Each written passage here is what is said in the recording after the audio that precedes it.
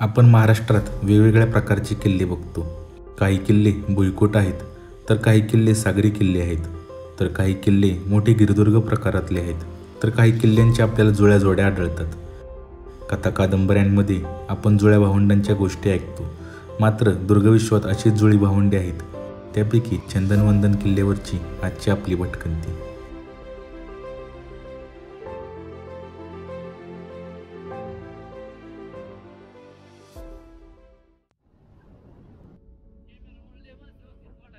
नेहमीप्रमाणे माझा प्रवास मी सकाळी चालू केला. आज वातावरण नेहमीप्रमाणे भरून आलं होतं. कुठंतरी आपल्याला पाऊस घटणार असं वाटत होतं.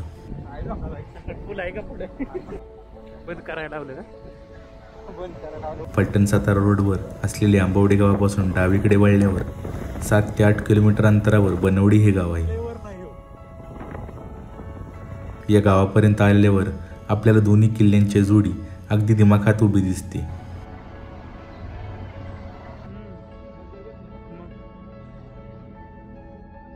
गडाच्या पायथ्याला असलेले प्रवेशद्वार अलीकडच्या काळात बनवण्यात आलेले आहे. किल्ल्यावर बरीच प्रकारची कामं झालेली दिसतात.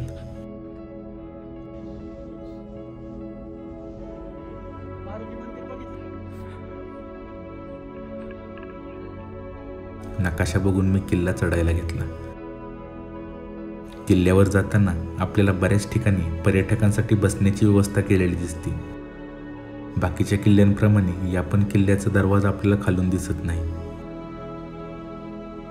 कुठल्याही किल्ल्याची भव्यता बघायची असेल तर चढाई करताना 5 मिनिट थांबून ती बघावीशी वाटते. या किल्ल्याची उंची साधारणतः 3500 फूट आहे. महादेव डोंगर रांगेत येणारा असा हा किल्ला आहे.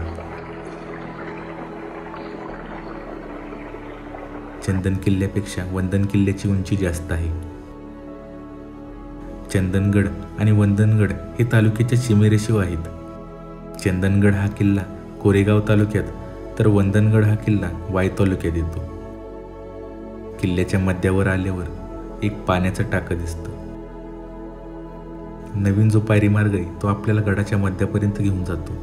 तिथून पुढं गडाचा जुन्या पायरी आपल्याला गडावर घेऊन जातात.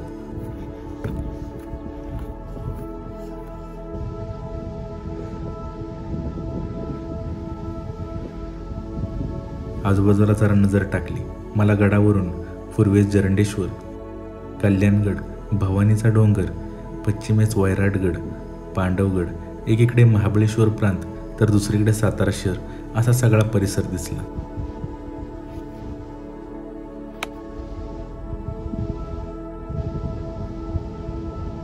एका तासात मी किल्ल्याच्या बुरुजापाशी पोहोचलो.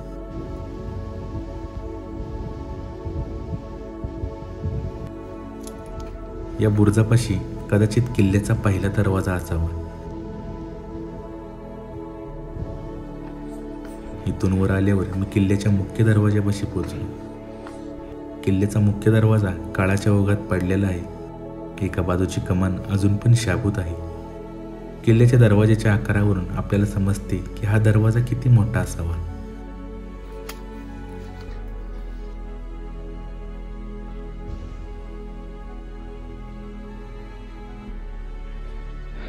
बाकीच्या किल्ल्याप्रमाणे या पण किल्ल्यावर महादेवाचं मंदिर आहे. चंदनगडावर पंचलिंगी 2 शिवलिंगी असलेला असे हे महादेवाचे मंदिर आहे.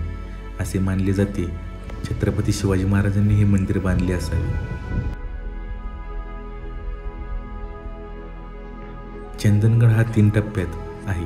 तिसऱ्या टप्प्यात जाताना गडावरील राजा भोजने उभारलेली 2 दगडी मिनारे आपले स्वागत करतात.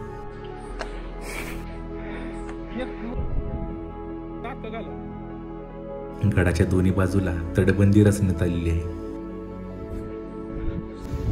मिनारीपासून आता आल्यावर आपल्याला एक दर्गा दिसते.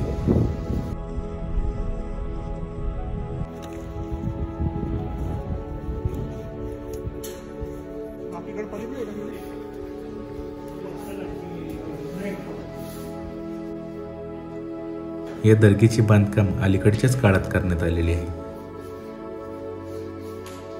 बरेच लोक या दर्गेचे दर्शन घेण्यासाठी लांबून येतात.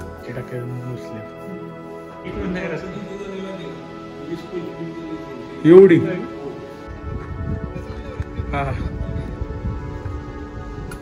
या दर्गेपासून पुढे आल्यावर मागच्या बाजूला आपल्याला एक पाण्याची विहीर दिसते.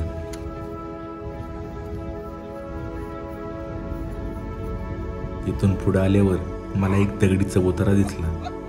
हा चबुतरा किल्ल्याच्या एकदम मध्यभागी आहे. याच्या उजव्या हाताला आपल्याला बांधकामाचे अवशेष दिसतात.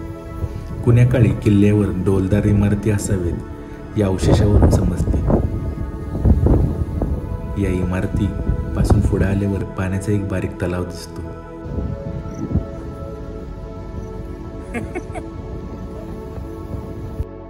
आता मी गडाच्या मागच्या बाजूला चिखलातून वाट काढत पोचलो. पावसामुळे गडावर हिरवी चादर पसरलेली होती. गडावर मागच्या बाजूला फारशी वर्दळ नसते, त्याच्यामुळे हा भाग जरा दुर्लक्षित आहे.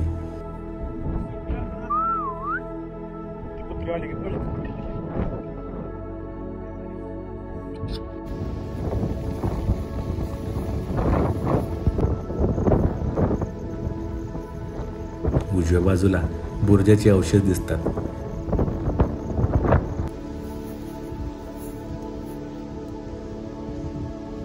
चबुतऱ्याच्या मागे आपल्याला किल्लेदाराच्या वाड्याचे अवशेष दिसतात.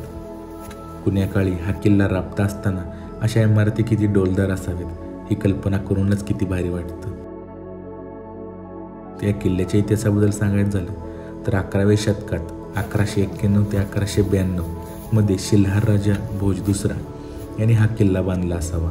नंतर अफजलखानाच्या वधानंतर सातारा प्रांतातील चंदनवंदन ही किल्ली स्वराज्यात सामील करून घेतली. पुढे छत्रपती शिवाजी महाराजांनंतर संभाजी महाराजांच्या काळात हा गड स्वराज्यात राहिला. नंतर संभाजी महाराजांच्या मृत्यूनंतर हा किल्ला मोगलांकडे गेला.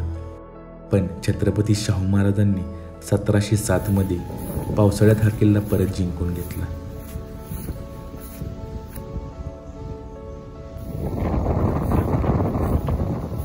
कुण्या काळी किल्ल्याला चारी बाजूला तटबंदी होती.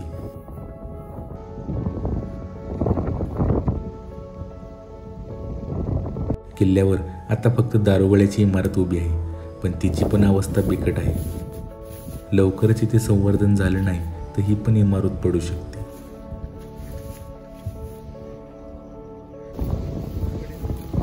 शेवटच्या टोकाला पोचल्यावर मला भव्य असा दनगड किल्ला नजरेस पडला.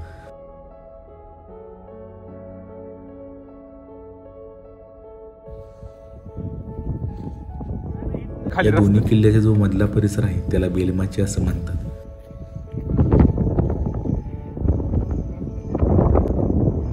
कोण आहे तिथे?